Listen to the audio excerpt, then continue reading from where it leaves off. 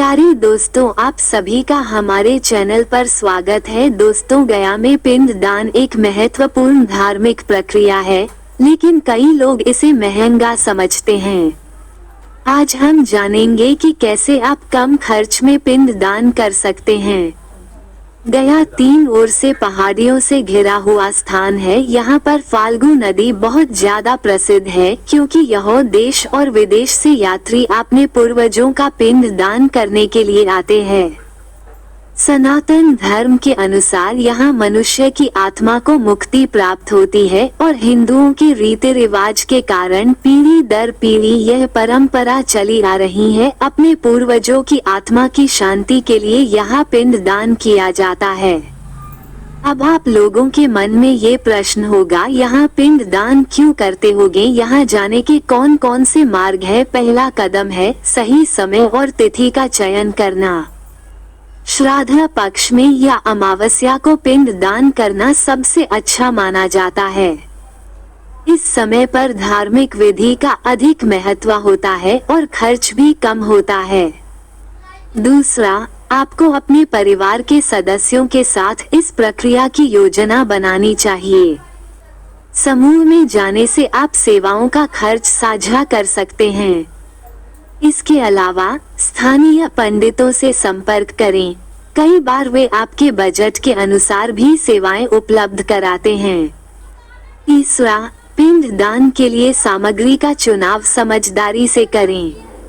आप साधारण सामग्री का उपयोग करके भी विधि को पूरा कर सकते हैं, जैसे कि चावल, गेहूं और तिल।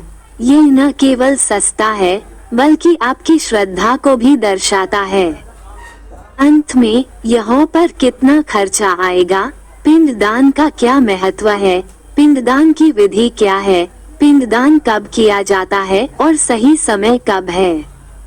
यह न केवल आपके पूर्वजों को श्रद्धांजलि देने का एक तरीका है, बल्कि आपके परिवार की समृद्धि के लिए भी महत्वपूर्ण है। अगर आप इन उपायों का पालन करेंगे, तो आप कम खर्च में पिंडदान कर सकते हैं। संपूर्ण जानकारी के लिए वीडियो में हमारे साथ अंत तक बने रहें। साथ ही वीडियो को लाइक एवं चैनल को सब्सक्राइब करें। आपका अधिक समय ना लेते हुए चलिए शुरू करते हैं। दोस्तों, गया जाने के लिए 3 मार्ग का ज्यादातर उपयोग होता है, वो इस प्रकार है। भारत के कई महत्वपूर्ण शहर हैं, जहां से गया जाने के लिए आसान मार्ग है एवं कई बड़े शहरों से सीधे बस मिल जाती है। लेकिन सबसे कम बिहार की राजधानी पटना से मात्र 100 किलोमीटर दूरी पर गया स्थित है, इसलिए पटना से गया जाने का सबसे अच्छा मार्ग है। सड़क गया जंक्शन कई महत्वपूर्ण बड़े शहरों से जुड़ा हुआ, जैसे गया से भोपाल, इंदौर, मुंबई, दिल्ली, कोटा, अहमदाबाद, जोधपुर, कालका, कानपुर, अमृतसर, मथुरा, देहरादून, रांची, पारसनाथ, नागपुर, बोकारो, वाराणसी, लखनऊ, इलाहाबाद, आगरा, बरेली, जबलपुर, चेन्नई, कोलकाता, कामाख्या, गुवाहाटी, पुणे, पुरी, जमशेदपुर, जम्मू, ग्वालियर, भुवनेश्वर आदि हैं। गया में अंतरराष्ट्रीय एयरपोर्ट है, जो नई दिल्ली, वाराणसी और कोलकाता से हवाई मार्ग से जुड़ा हुआ है। पटना एयरपोर्ट 124 किलोमीटर है, जो दूसरे महानगरों शहरों से जुड़ा हुआ है। ये बिहार का एकमात्र अंतरराष्ट्रीय हवाई एयरपोर्ट है, जो विदेश की यात्रा जैसे कि नेपाल, भूटान, सिंगापुर आदि से की जा सकती है। नई दिल्ली, वाराणसी एवं कोलकाता के लिए सुचारू रूप से चालू है। गया जी में पिंडदान का विशेष महत्व है। हर साल यहाँ हजारों व लाखों की संख्या में लोग अपने पूर्वजों का पिंडदान करने के लिए आते हैं। यहाँ पिंडदान करने से मनुष्य की आत्मा को शांति प्राप्त होती है, साथ ही साथ उनकी आत्मा को मोक्ष प्राप्त होता है। शास्त्र ग्रंथों के अनुसार यह माना जाता है कि यहाँ भगवान विष्णु जल के रूप में स्वयं विराजमान हैं एवं ग्रंथ गरुड़ पुराण में पिंडदान का विशेष महत्व बताया गया है। देश के कई स्थानों पर पिंडदान किया जाता है, लेकिन बिहार के गया में पिंडदान का एक अलग ही महत्व है। ऐसा माना जाता है कि गया धाम में पिंडदान करने से 7 पीढ़ियों का कष्ट निवारण हो जाता है। रामचरितमानस की कथा के अनुसार भगवान राम ने गया में अपने पिताजी दशरथ का पिंडदान किया था, तभी से यहाँ तीर्थ स्थल के रूप में जाना जाने लगा। हिंदू मान्यता के अनुसार पितृ पक्ष के दिनों में यमराज पितरों की आत्मा को मुक्त कर देते हैं, क्योंकि 15 से 16 दिनों तक वो अपने अपने परिजनों के बीच रहकर जल भोजन का पान करके संतुष्ट हो सके। हमारी देशी भाषा में श्राद्ध शब्द का ज्यादातर उपयोग होता है। इसी को हम पितृ पक्ष के नाम से जानते हैं। इसी समय हम पितरों का शुद्ध भाव से पूर्वजों का श्राद्ध और तर्पण करते हैं। गरुड़ पुराण के अनुसार मृत्यु के उपरांत पिंडदान करना आत्मा की मोक्ष प्राप्ति का सरल मार्ग है। वाल्मीकि रामायण के अनुसार माता सीता जी ने फल्गु नदी के किनारे बैठकर अपने ससुर श्री राजा दशरथ जी का पिंडदान किया था, जिसमें उन्होंने बरगद के पेड़ एवं केतकी के फूल और गाय को साक्षी मानकर बालू अर्थात रेत का पिंड बनाकर पिंडदान फाल्गु नदी में किया था। तभी यह प्रथा चली आ रही है, इसलिए सभी भारतीय एवं सनातन धर्म को मानने वाले पिंडदान करते हैं। गरुड़ पुराण के अनुसार असुर कुल में गया नाम के एक असुर का जन्म हुआ था, लेकिन उसने किसी असुर महिला से जन्म नहीं लिया था, इसलिए उसमें असुरों वाला कोई आचरण नहीं था। ऐसे में गयासुर ने सोचा कि यदि वह कोई बड़ा काम नहीं करेगा तो उसको अपने कुल में सम्मान नहीं मिलेगा। ये सोचकर वो श्रीहरि भगवान विष्णु की कठोर तपस्या करने मगन हो गया। कुछ समय बाद गयासुर की कठोर तपस्या से प्रसन्न होकर श्री हरि भगवान विष्णु ने उसे स्वयं दर्शन दिया और कठोर तपस्या से प्रसन्न होकर उसे वरदान मांगने को कहा। उसने भगवान विष्णु से एक वरदान मांगा कि मेरी इच्छा है कि आप सभी देवी देवताओं के साथ अप्रत्यक्ष रूप से इसी शिला पर विराजमान रहें और यह स्थान मृत्यु के बाद किए जाने वाले धार्मिक अनुष्ठानों के लिए तीर्थस्थल बन जाए। ये सुन गयासुर ने भगवान विष्णु से कहा कि आप मेरे शरीर में साक्षात वास करें, जिससे जो मुझे देखे उसके समस्त पाप नष्ट हो जाएं, वह जीव पुण्य आत्मा हो जाए तथा उसे स्वर्ग की प्राप्ति हो। श्रीहरि ने उसे यह वरदान दे दिया। इसके बाद उसे जो भी देखता उसके समस्त कष्टों का निवारण हो जाता और दुख दूर हो जाते। इन दिनों में किया गया श्राद्ध व पितृ तर्पण सभी जीव आत्मा को संतुष्ट करता है। गरुड़ पुराण अनुसार बताया गया है कि पितृ पक्ष में किए गए श्राद्ध और श्राद्ध के अनुसार दिए गए दान से पितर को संतुष्टि प्रदान करता है। साथ ही श्राद्ध करने वाले व्यक्ति को शारीरिक, मानसिक, पारिवारिक और आर्थिक समस्याओं से निजात मिल जाती है। गया में श्राद्ध कर्म और पिंडदान का विशेष महत्व है। गया जी में हर साल लाखों की संख्या में लोग अपने पूर्वजों का पिंडदान करने आते हैं। गया जी में विधि विधान से पिंडदान करने पर मृत आत्मा को मोक्ष की प्राप्ति होती है। गरुड़ पुराण में भी गया में पिंडदान का विशेष महत्व बताया गया है। पितृपक्ष के दौरान गया में हर साल लाखों लोग अपने अपने पितरों को मन में याद करते हैं और उनकी आत्मा की शांति के लिए ईश्वर से प्रार्थना करते हैं एवं तर्पण, पिंडदान, श्राद्ध कर्म करते हैं। पितरों की आत्मा तृप्ति से व्यक्ति पर पितृ दोष नहीं लगता है। उस परिवार की उन्नति होती है और पितरों के आशीर्वाद से वंश की उन्नति होती है। इसके साथ आर्थिक समस्या से भी छुटकारा मिल जाता है। पितृ पक्ष 17 सितंबर से शुरू होकर 2 अक्टूबर तक समाप्त होंगे। आइए जानते हैं श्राद्ध पक्ष की सभी तिथियों के विषय में। 17 सितंबर पूर्णिमा श्राद्ध, 18 सितंबर प्रतिपदा श्राद्ध, 19 सितंबर द्वितीया श्राद्ध, 20 सितंबर तृतीया श्राद्ध, 21 सितंबर चतुर्थी श्राद्ध, 22 सितंबर पंचमी श्राद्ध, 23 सितंबर षष्ठी और सप्तमी श्राद्ध, 24 सितंबर अष्टमी श्राद्ध, 25 सितंबर नवमी श्राद्ध, 26 सितंबर दशमी श्राद्ध, 27 सितंबर एकादशी श्राद्ध, 29 सितंबर द्वादशी श्राद्ध, 30 सितंबर त्रयोदशी श्राद्ध, 1 अक्टूबर चतुर्दशी श्राद्ध, 2 अक्टूबर सर्व पितृ विदाई अमावस्या। गया जी में पहले लगभग 360 वेदियां थीं, पर अब इनमें से 48 ही बची हैं। आज के समय में इन्हीं वेदियों पर लोग पितरों का तर्पण और पिंडदान करते हैं। गया में पिंडदान विष्णुपद मंदिर, फल्गु नदी के किनारे और अक्षयवट पर पिंडदान करना आवश्यक माना जाता है। यदि किसी की अकाल मृत्यु हुई है तो उसे प्रेत शिला पर भी पिंडदान करना आवश्यक है।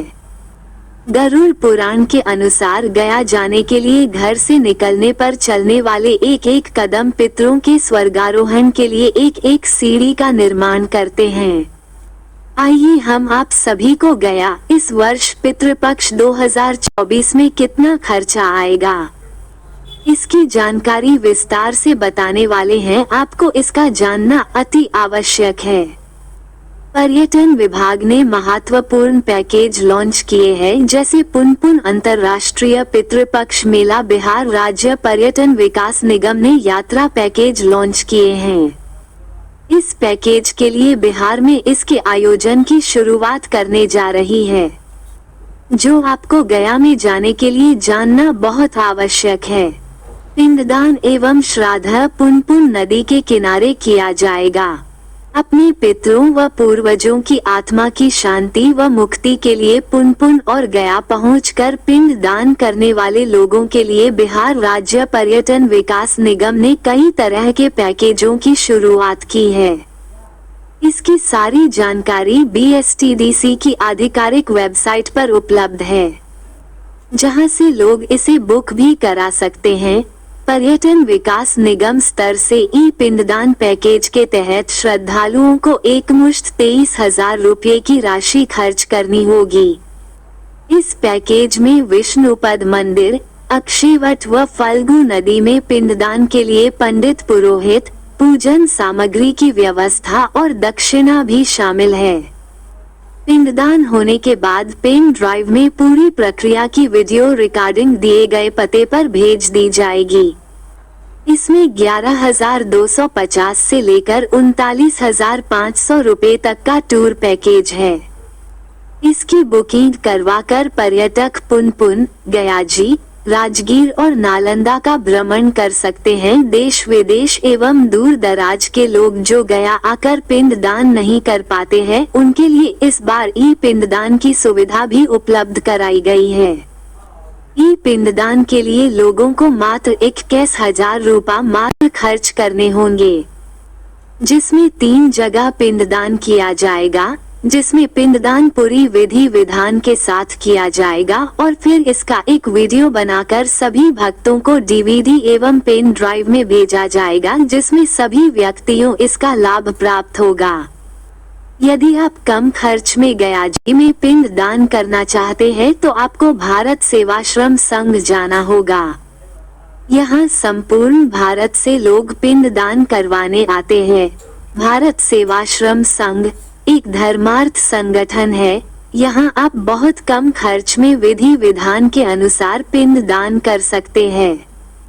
यहाँ से आपके आश्रम द्वारा एक पंडित पुरोहित नियुक्त किया जाता है, जो गया के विष्णुपद मंदिर, अक्षयवट व फल्गु नदी में पिंडदान के लिए पूजन सामग्री की व्यवस्था और आने जाने की व्यवस्था करता है। बिहार रेलवे स्टेशन के सामने भारत सेवाश्रम संघ गया का एक ऑफिस बना है, जो सुबह 4 बजे खुल जाता है। यदि आप ट्रेन से आ रहे हैं तो आप यहां आ जाएं।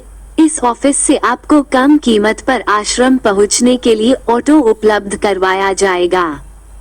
भारत सेवाश्रम संघ गया में बहुत कम कीमत में कमरे उपलब्ध कराता है। यदि आप यहां से पिंड दान करना चाहते हैं तो आपको यही रुकना होगा। यहां पर फ्री में खाने के लिए भोजन उपलब्ध है। यहाँ सबसे पहले आपको सुबह 7 बजे लाइन में लगना होगा। इसके बाद आपको एक टोकन दिया जाएगा। टोकन लेने बाद एक पीला कार्ड बनता है। आश्रम द्वारा एक पंडित पुरोहित नियुक्त किया जाता है। यहाँ आपको 500 से 800 रुपए देना होता है, जिसमें विष्णुपद मंदिर, अक्षयवट व फल्गु नदी में पिंडदान के लिए पंडित पुरोहित, पूजन सामग्री और आने जाने की व्यवस्था शामिल है। वहां से आने के बाद आपको पंडित जी को जो इच्छा अनुसार दक्षिणा देना होता है। इसके लिए आप पर कोई भी दबाव नहीं दिया जाता है। आप अपने सामर्थ्य के अनुसार दक्षिणा दे सकते हैं। यही यहाँ की विशेषता है। गया में पिंडदान करने में आमतौर पर 3 से 5 घंटे का समय लगता है। इसमें एक स्थान से दूसरे स्थान आना जाना, पूजा की तैयारी, पिंडदान और समापन तक की सभी विधियां शामिल होती हैं। विशेष धार्मिक अनुष्ठान या विस्तारित पिंडदान की स्थिति में समय थोड़ा ज्यादा लग सकता है। गया में पिंडदान की शुरुआत फल्गु नदी में स्नान से होती है। पुराणों के अनुसार फल्गु नदी भगवान विष्णु के दाहिने अंगूठे के स्पर्श से होकर गुजरती है। इसी कारण से फल्गु नदी के पानी के केवल स्पर्श से पूर्वजों की मुक्ति की राह खुल जाती है। फल्गु नदी को ही निरंजना कहते हैं। गौतम बुद्ध फल्गु नदी के तट पर पीपल के पेड़ के नीचे ज्ञान की प्राप्ति की। इस वजह से फल्गु नदी को निरंजना नाम दिया गया। विष्णुपद मंदिर, यह मंदिर गया का सबसे प्रमुख स्थल है जहां पिंडदान की प्रक्रिया पूरी की जाती है। यहाँ भगवान श्री हरि विष्णु जी ने गयासुर नाम असुर का वध करके उसका उद्धार किया, जहां उसको ये वरदान दिया था, जो भी उसकी इस स्थल दर्शन करेगा वह वैकुंठ धाम को जाएगा। ये तीर्थ स्थल प्रभु श्री हरि विष्णु जी पद कमलों के लिए जाना जाता है। अक्षयवट एक अति प्राचीन और पवित्र वट वृक्ष है। ये गया पिंडदान का अंतिम स्थान है। यह वृक्ष अक्षय माना जाता है और यहाँ किए गए पूजन अनुष्ठान कभी नष्ट नहीं होते। प्रेतशिला गया से लगभग 10 किलोमीटर की दूरी पर प्रेतशिला नाम का पर्वत है। यहाँ पर प्रेतशिला नाम की वेदी है। जिसकी अकाल मृत्यु हुई है उसके पिंडदान के लिए प्रेतशिला जाते हैं। यहाँ पिंडदान करने से अकाल मृत्यु के कारण प्रेतयोनि में भटकते प्राणियों को मुक्ति मिल जाती है। इसके अतिरिक्त वैतरणी, प्रेतशिला, सीताकुंड, नागकुंड, पांडुशिला, रामशिला, मंगला गौरी, कागबली आदि भी पिंडदान के लिए प्रमुख स्थल है। विष्णुपद मंदिर, अक्षयवट, फल्गु नदी और प्रेतशिला में पंडे बैठे होते हैं जो अलग अलग राज्य के अनुसार विभाजित होते हैं। वे आपसे दक्षिणा की मांग करते हैं जो बहुत ज्यादा होती है, पर आपको अपने दान की शुरुआत 50 रुपए से करनी है। गया में श्राद्ध करने का सर्वोत्तम समय पितृपक्ष माना जाता है। ये भाद्रपद महीने के कृष्ण पक्ष में आता है। इस दौरान पिंडदान करना पितरों की तृप्ति और मोक्ष के लिए सबसे शुभ माना जाता है। इसके अतिरिक्त यदि किसी व्यक्ति की मृत्यु की तिथि ज्ञात हो तो उसी तिथि पर भी गया में श्राद्ध किया जा सकता है। गया में श्राद्ध करने बाद घर आकर कुछ धार्मिक और साधारण नियमों का पालन करना चाहिए। इसके बाद आप घर पर हवन या भंडारा का आयोजन करना शुभ है। इस पूजा पाठ और मंत्रोच्चारण से घर का वातावरण शुद्ध हो जाता है। साथ ही सामर्थ्य के अनुसार 5 ब्राह्मणों को भोज करवाने की सलाह दी जाती है। कुछ परिस्थितियों में श्राद्ध कर्म नहीं करना चाहिए। यह एक विशेष धार्मिक कार्य है जिसे चंद्र ग्रहण और सूर्य ग्रहण के समय नहीं किया जाता है। इसके अलावा परिवार में किसी सदस्य की मृत्यु हो गई हो या घर में किसी प्रकार का अशुभ कार्य होने पर भी श्राद्ध कर्म नहीं करना चाहिए। आइए जानते हैं गया जी में रुकने व भोजन का उत्तम स्थान तथा गया में घूमने की जगहों के बारे में। गया पर्यटन एवं तीर्थ स्थलों का काफी प्रसिद्ध स्थान है, जिसमें बोध गया में घूमने की जगह इस प्रकार है: योनी, रामशिला, प्रीतिशिला और देव बाराबर की गुफा और पावापुरी आदि इनमें शामिल है।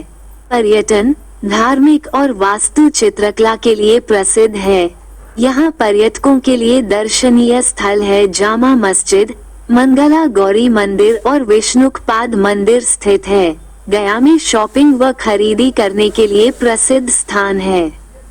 APR city centre mall, Jagjivan road, Rai Kashinath More, Swarajpuri road, Bombay bazaar, KP road, पुरानी गोदम, दुल्हीगंज, कटारी हिल रोड, AM कॉलेज के सामने गया। Bombay bazaar, GB road, T model school के पास, दुर्गा बारी।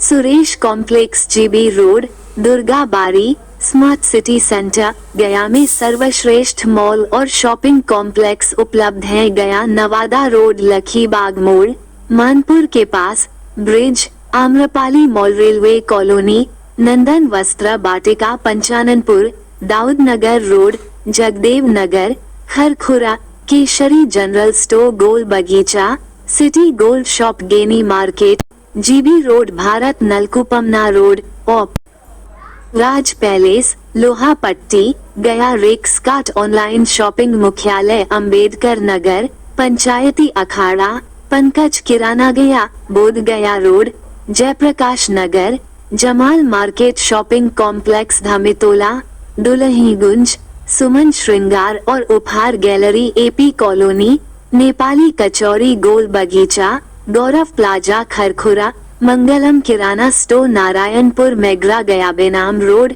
AP कॉलोनी, महिमा डेयरी, टेकरी रोड, गोलथा, OP इंडियन बैंक, गोल बगीचा, गया बिहार। प्यारे दोस्तों, आपको ये जानकारी अच्छी लगी हो तो कमेंट में हर हर महादेव लिखें। साथ ही अपने दोस्तों एवं रिश्तेदारों के साथ भी शेयर करें ताकि वो भी इस जानकारी का लाभ ले सकें। ऐसी ही रोचक जानकारी पाने के लिए हमारे चैनल को लाइक एवं सब्सक्राइब करें। आप सभी का दिन मंगलमय हो। हर हर महादेव।